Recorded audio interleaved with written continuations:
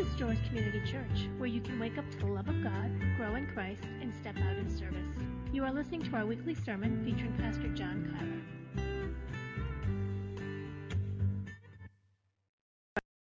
Both the media and our politicians would lead us to believe that there are only two options: eat or be eaten, win or lose.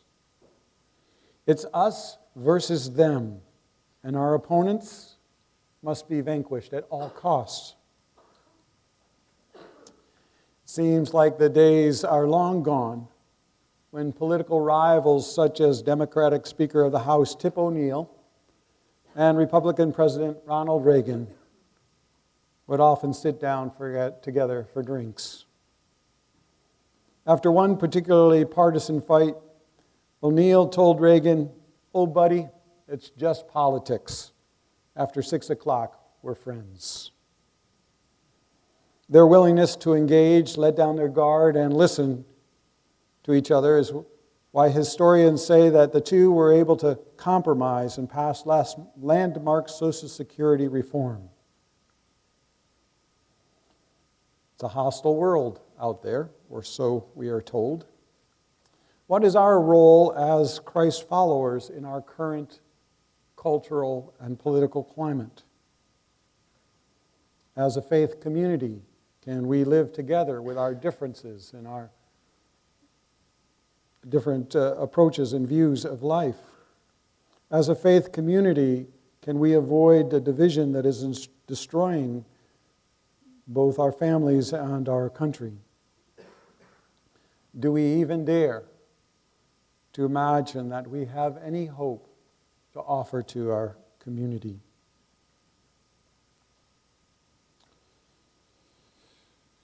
A young boy, he was about 4 years old, ran into the living room where the guests were gathered, and he began slapping his pocket, saying, my keys, I lost my keys."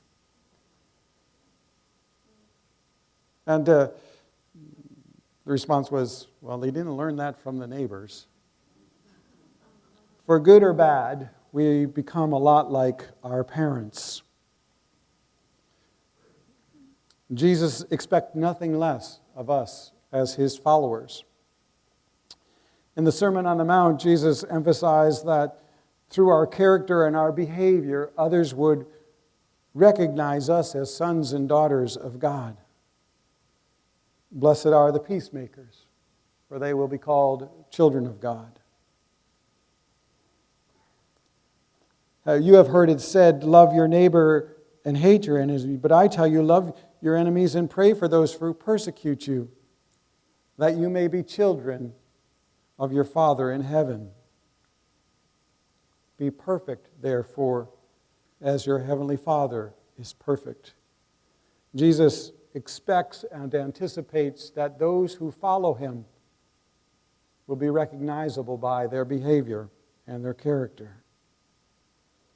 Remember, we've started this series talking about contempt and Jesus' call to lay it aside, to step outside of it. Even he writes he says in chapter 5, "You have heard it said to people long ago, you shall not murder, and anyone who murders is subject to judgment. But I say to you, anybody who says to his brother or sister, Raka, is answerable in court, and anyone who says, you fool, is in danger of the fires of hell." Contempt is that combination of anger and disgust. It is the feeling that a person or a thing is beneath our consideration and deserving of scorn. Contempt strokes our self-righteousness. It gives us a feeling of power. It is also bad for your health, and it's addictive.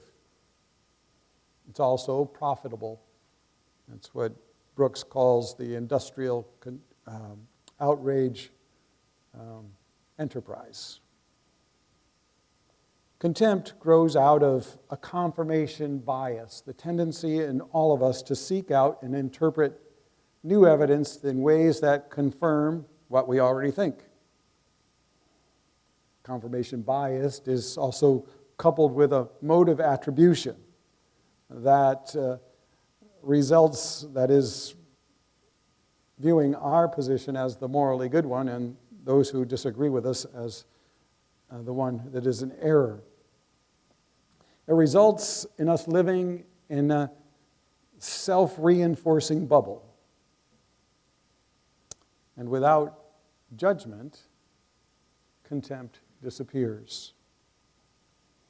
Jesus said, "Do not judge, or you too will be judged. For in the same way that you judge others, you will be judged. And with the measure you use, it will be measured to you." Please note what Jesus is not saying here. He's not saying that we should all be soft and permissive and tolerant, or to deny the existence of right and wrong, of good and evil. Just a few verses later, he says, "Watch out for false prophets, for they come in sheep's clothing, but inwardly they are ferocious wolves." Or in Matthew 18, he says, "If your brother or sister sins, go and point out their fault, just between the two of you. If they listen, you will have won them over." In John 7, the Pharisees come to Jesus and they condemn him for healing on the Sabbath. And he responds, "Why are you angry with me for healing a man's whole body on the Sabbath? Stop judging by mere appearances. Instead, judge correctly." There is an appropriate way to judge and an inappropriate way to judge. And here Jesus is condemning the inappropriate way of judging others. A judging others that condemns and separates us from others, that vilifies and classifies them as other. It's not the diagnosis that Jesus is complaining about or instructing against, but our failure to apply to ourselves the criticism that we apply to others. The standard of judgment that we use towards one another, we will also be measured against. Jesus' call here is a call to move beyond an us versus them sort of thinking. You probably have heard the news report. It came out a number of years ago about a guy who was on a boat and it sunk offshore of a deserted island. And he was there for a number of years. And then along came a fishing boat, and they saw some smoke on the island, so he pulled up and he discovers that, oh, here's this guy that's been missing for 3 years. And he stopped and he helped the guy get some food and some water and nourished, and after a few days he asked him about how he survived. And the man walked him around the island and he showed him a number of shelters that he built. And he said, this first one here is my home. This is where I spent most of our time. And then he took him over to another shelter and he said, well, this is my church. And then he took him over to another building and said, this is the church that I used to go to.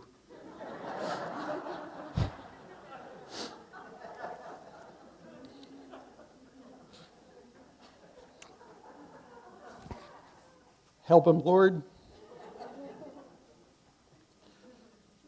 Seems that the church is really good at ussing and themming the world. Around 1500, Martin Luther challenged the abuses of the Catholic Church. And although his intent was to reform the church rather than to reject it, it resulted in him being rejected, and the Lutherans came about. At the same time, John Calvin said, no, Luther's got it wrong, you should do it this way. And also about the same time, the Anglican Church rose up and said, no, you all have it wrong, it should be this way. Theologian David Fitch calls the church an enemy-making machine. Long before the 1500s,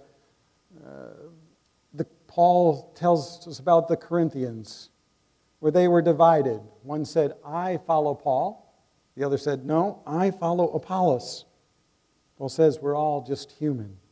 Why the division? This idea of us and them becomes ever more challenging when we're convinced that we have the high moral ground, where there's a hard line of distinction. We allow ourselves to be defined by what we're against rather than what we're for. It's way easier to rally a group together and build cohesion when we have a common enemy. And the church, capital C, has often had an us versus them problem. This happens not just for theological reasons, it also happens in what I think some refer to as a gift projection, where we think that others should be like us. Some who have the gift of evangelism tend to think that everyone should have the gift. Those who are prayer warriors sometimes think that everybody should pray the way that they do. Those who have the gift of mercy are at risk of condemning those who aren't so compassionate. Often we look to those around us to validate who we are and what we do. We tend to evaluate others by what we prize in ourselves. This happens politically as well, whether it's around the value of liberty or loyalty or patriotism or freedom. We judge others by what we value most and what we pride ourselves in. Jesus says, do not judge. Why do you look at the speck of sawdust in your brother's eye and pay no attention to the plank in your own eye? How can you say to your brother, let me take that speck out of your eye when there's a plank in your own eye? We judge others for a variety of reasons. One of them, says Jesus, primary reason is that we fail to deal with our own stuff and think that God is actually on our side and that those people are the enemy and that they're wrong. I often wonder and struggle how Christians who have this doctrine of sin. Now, the doctrine of sin is that we're broken, rebellious, estranged from God, and we need some healing in order to be in relationship with God through Christ. It is central to this whole thing. If there was no sin, we wouldn't be here, unless we were just here for the music or for the food or something else. Not that we shouldn't be here for the food or the music or something else, but sin, this doctrine of sin, plays a central role in our belief system, yet I find that we have a strange relationship to this doctrine. The Reformers spoke of total depravity. By that, they meant that sin, this principle of rebellion, worked its way in everything that we do and are. That it resides in the heart and is deceitful, as the prophet says, beyond all measure. That whatever humanity touches, humanity tarnishes. So that Isaiah would proclaim that even all our righteous deeds are but as filthy rags. And yet, this doctrine, so core to our beliefs, we seem to lose sight of it when it comes to the rest of our beliefs. We adopt a posture that I'm right and my view is correct, and those people have it wrong and should begin to think like me. But if we take seriously this doctrine, we'll have to admit that nothing that we touch escapes sin's distortion. Not our concept of God Himself, not our reading and interpretation of the Scriptures. Nothing is beyond that, and certainly not our view of politics. Now, this doesn't mean that we can't affirm and hold to be true certain convictions about the nature of God, the universe, and humanity. What it does mean is that we need to hold our convictions with humility. N.T. Wright, in one of his writings, notes the challenge of being a person of conviction and believing that holding to what you believe as being true, while simultaneously being open to the possibility that you actually might be wrong. A healthy mistrust of our convictions might actually be in order, particularly when it comes to, well, not just particularly our politics, but everything. Even concrete sidewalks have expansion joints, right? There's room for expanding with the temperatures, and if they don't, they crack. Jesus says, do not judge, for the measure that you use you will be measured against. He goes on to say, hypocrite, first take the plank out of your own eye, and then you will see clearly to remove the speck from your brother's eye, so that in everything do unto others as you would have them do to you. For this sums up the law and the prophets. Notice what Jesus' imagery suggests here. That judging is an attempt to correct the wrong you see in another.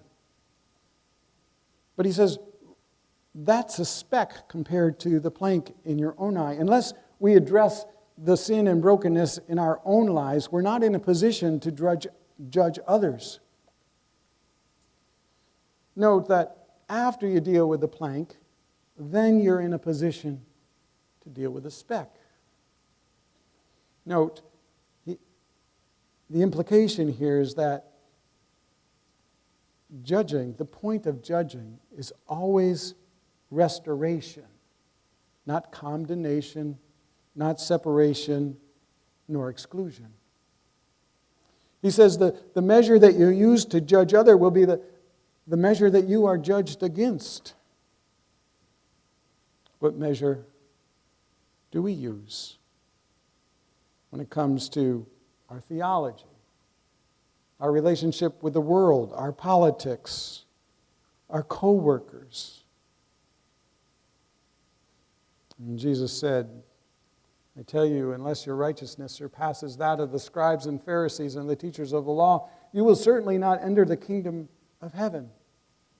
In this Sermon on the Mount, Jesus ratchets up the demand of the law, and illustrating its impossibility to be perfect as your Father in heaven is perfect. Who can do that? And Jesus places himself at the center of it all. He sets his interpretation. You have heard it said, but I say to you. Later at the end of the message, he says, those who hear my words and keep them are like the wise man who built his house upon the rock.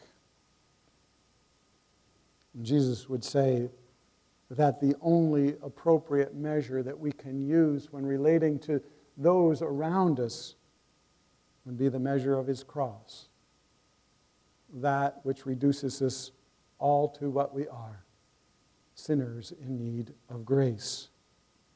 Paul would write that no one is righteous, no, not even one. And it should bleed into our politics, how we think about and relate to those around us. Jesus said, blessed are the merciful, for they will be shown mercy. Sometimes we judge others because we haven't yet dealt with our own stuff, and as some refer to as a negative projection. I don't want to deal with my stuff, but when I see it in you, I judge it. You mirror to me what I actually am and am avoiding. Other times we judge people because we're very proud of our strengths and our convictions, and we want them to be like us. But Jesus says, when we all stand before the cross, we all stand on level ground, and that we're all in need of grace and mercy. This is true now, and I think it will be true in eternity. That we'll never outgrow our need for God's redemptive grace. He will always be God, and we will not be. God calls us not to avoiding all judgment, but rather avoiding all judgment that fails to look at others through the lens of our own redemption.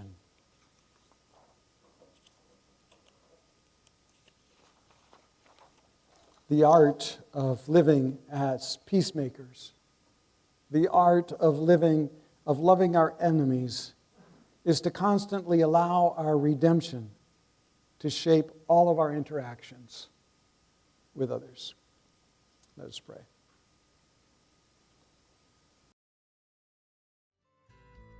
Thank you for listening. To find out more, check us out at storeschurch.org.